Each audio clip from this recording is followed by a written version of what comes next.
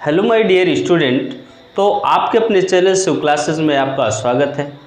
आज हम एक बहुत ही इम्पोर्टेंट टॉपिक को डिस्कस करेंगे जो आपके सामने है, माइटोकॉन्ड्रिया।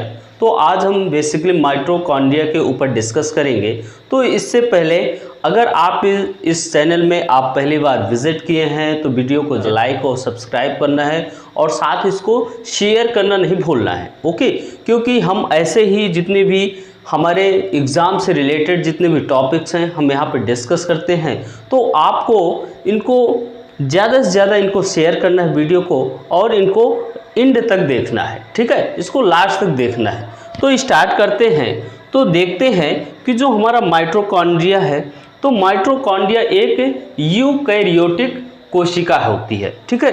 तो यूकैरियोटिक कोशिका के अंतर्गत तो इसमें देखते हैं कि जो माइटोकॉन्ड्रिया है, माइटोकॉन्ड्रिया को कोशिका का ऊर्जा घर कहते हैं, ऊर्जा घर या विद्युत घर भी इसको कहते हैं, ठीक है। इसको पावर हाउस बोला जाता है। क्या बोलते हैं? पावर हाउस, ठीक है। तो यह पावर हाउस क्यों कहते हैं इसको? तो इसके पीछे जो रीज़न है, क्योंकि यह ग्लूकोज का दहन करता है, ग्लूकोज का दहन करता है एवं ऑक्सीकृत भी करता है, ठीक है। तो यह ग्लूकोज का दहन करता है और ऑक्सीकृत भी करता है। इसके साथ ही यह जो माइटोकॉन्ड्रिया है, तो माइटोकॉन्ड्रिया यह पोषक पदार्थों के विघटन के द्वारा, जो भी हमारे न्यूट्रिशंस होते हैं उनको विघटन के द्वारा एटीपी के रूप में ग्लूकोज का निर्माण करता है, ठीक है। तो यह हमारा जो माइटोकॉन्ड्रिया है यह क्या करता है? यह पोषक पदार्थों को विघटन करके उनको डाइजेस्ट करके ग्लूकोज का निर्माण करता है, ओके। इसके बाद जो नेक्स्ट है कि जो हमारा एटीपी, क्योंकि यहाँ पे क्या है? एटीपी एक रासायनिक क्रिया है। तो यह जो एटीपी है इसको बोलते हैं, जिसका फुल फॉर्म जो है एडिनोसाइन ट्राइफॉस्फेट। तो जो एटीपी ही एक ऊर्जा का वह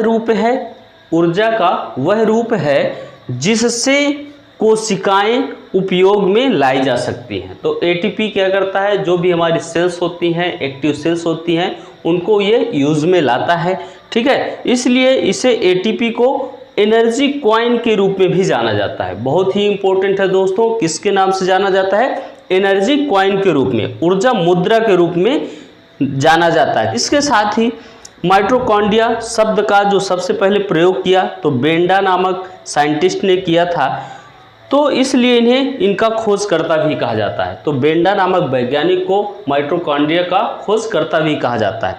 इसके साथ ही परंतु जो इसके कार्यों की जो व्याख्या किया है, माइटोकॉन्ड्रिया के जो कार्यों की व्याख्या किया है, तो वह कौन किए हैं? अल्टमान नामक वैज्ञानिक ने किया है, ओके। तो बहुत इंपॉर्टेंट है, हमेशा पूछा जाता है कि जो माइटोकॉन्ड्रिया है उस शब्द की खोज किसने की? तो किसने किया? तो बेंडा ने किया। बट अगर उसके कार्यों की व्याख्या किसने किया? तो फिर अल्टमान ने किया। ये बहुत इंपॉर्टेंट है, ध्यान में रखना है, ओके। अब देखते हैं कि जो माइटोकॉन्ड्रिया में डीएनए एवं लगभग 37 जीन भी पाए जाते हैं, ठीक है। तो ऐसे जीनों को क्या बोला जाता है? कॉन्ड्रोजीन कहा जाता है। जो माइटोकॉन्ड्रिया में जो जीन पाए जाते हैं, तो 37 जीन पाए जाते हैं, इनको क्या बोला जाता है, क्या कहा जाता है? तो कॉन्ड्रोजीन कहा जाता है। तो जीन में आई खराबी के कारण जो रोग संतानों में पहुंचते हैं, तो अब ध्यान रखना है कि अगर माइटोकॉन्ड्रिया के जीन में कोई प्रॉब्लम आ गई, तो उससे अगर वह माता के जीन में कोई प्रॉब्लम है तो वह कहाँ पे ट्रांसफ़र होती है? वह होती है संतानों में, ठीक है। तो वह अगली पीढ़ी की जो संतान होगी उसमें वो जीन में अगर कोई प्रॉब्लम है, माता के जीन में कोई प्रॉब्लम है, तो वह ट्रांसफ़र होकर संतानों के जीन में पहुंच जाएंगे, ठीक है। तो जीन में आई खराबी के कारण जो रोग संतानों में पहुंचते हैं, ठीक है, माता से संतानों में पहुंचते हैं, तो उस रोग को ठीक करने के लिए जो एक सबसे इम्पोर्टेंट आविष्कार किया गया वह क्या है? तो three parents test tube baby in vitro fertilizers, ठीक है। 3 parents test tube baby in vitro fertilizers, okay.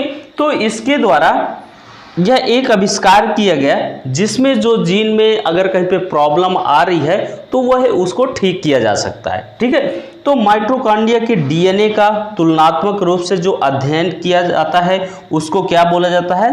तो डीएनए बार कोडिंग कहा जाता है। क्या कहा जाता है? डीएनए बार कोडिंग कहलाता है। ठीक है, अगर डीएनए बार कोडिंग के द्वारा दो या दो से अधिक जीवों के आनुवांशिक, ठीक है, संबंधों का निर्धारण किया जाता है। ठीक है, तो डीएनए बार कोडिंग के द्वारा जो भी डीएनए से रिलेटेड जितनी भी प्रॉब्लम्स हैं उनको ठीक किया जा सकता है। इसके साथ ही दो या दो से अधिक जीवों के अगर उनके कोई जेनेटिक प्रॉब्लम है तो उनको भी ठीक किया जा सकता है। ठीक है, तो ये कुछ माइटोकॉन्ड्रिया से रिलेटेड कुछ फैक्ट्स हैं जो बहुत ही इंपॉर्टेंट है, सभी को जानना चाहिए। ठीक है, कि जो हमारी माइटोकॉन्ड्रिया है तो माइटोकॉन्ड्रिया में डीएनए भी पाया जाता है, आरएनए भी पाया जाता है एवं स्वयं का इसका राइबोसोम भी होता है। ठीक है, तो माइटोकॉन्ड्रिया में डीएनए, आरएनए एवं स्वयं का राइबोसोम पाया जाता है। यह एक बहुत ही इम्पोर्टेंट एक ऑर्गन्स होता है हमारी बॉडी में जो हमें जानना चाहिए दोस्तों।